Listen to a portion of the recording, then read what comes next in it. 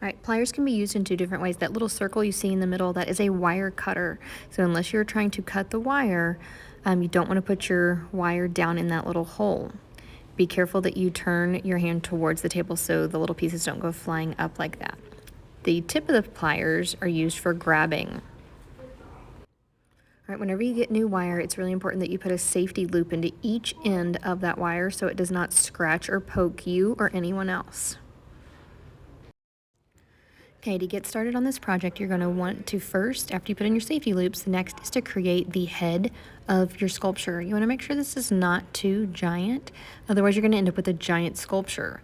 And so we wanted to form one end of your wire into the shape of a head.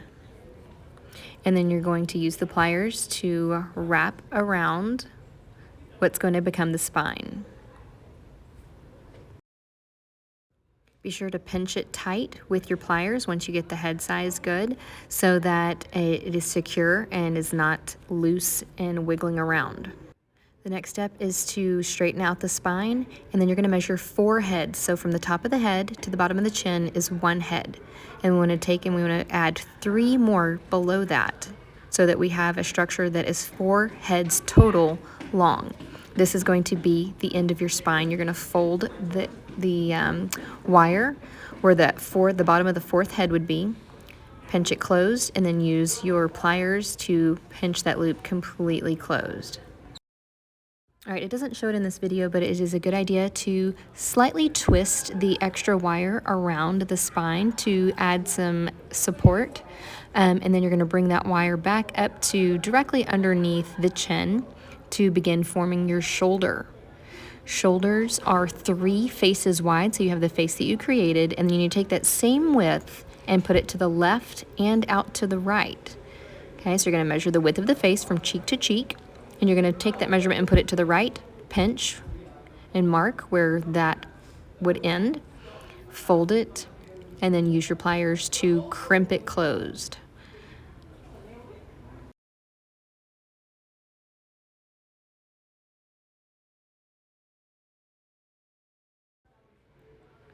All right, then we're gonna wrap tightly one time around the neck area to secure these shoulders to that spine.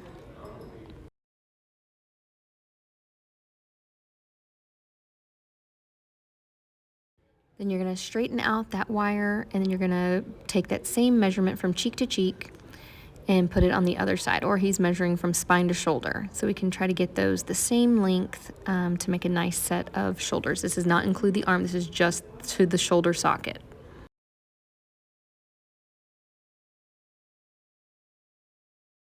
Okay, again, it's really important that you crimp the wire closed. Make sure you don't get it in the wire cutting hole, and get that wire as tight as you can without leaving any big gaps. And then it's going to be really important to tighten that leftover wire down the spine to add some strength and stability to it. With the remaining wire, you would be able to go on and add the hips. If there is not enough wire, then you would want to braid a new piece of wire on. Okay, so to braid a new piece of wire, you're going to hold it securely up around the armpits, twist it around several times to make sure that it is attached. And then you could begin making your hips, and then it's not going to go anywhere. Hips are going to be 2 faces wide, so where the shoulders were 3 faces wide, you're just going to want 1 cheek width to the right of the spine and 1 cheek width to the left of the spine. All right, and this is how you would form a rib cage. So you want to leave a little piece of wire, an inch or 2, to have to wrap around the shoulders. We need to attach it somehow. And then we're going to make a zigzag back and forth to create the ribs. You're going to create about 6 ribs total, 3 on each side. Make sure you're keeping them equal on the left and to the right, and then also make sure they're getting smaller as you form them down as they go down.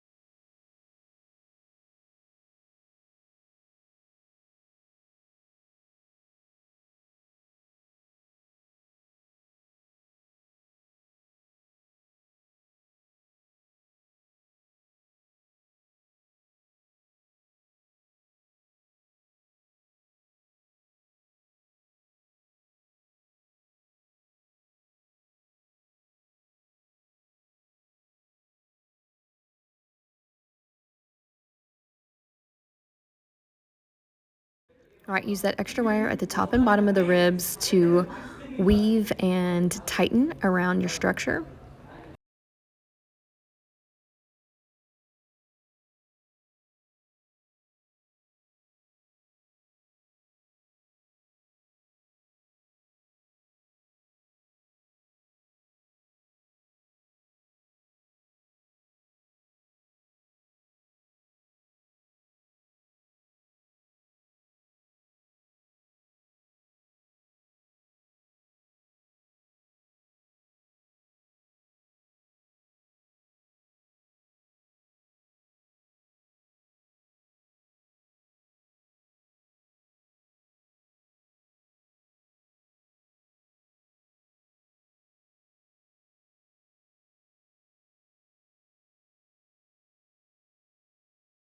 And then very gently by hand, we want to round off those ribs to form some volume in the chest area.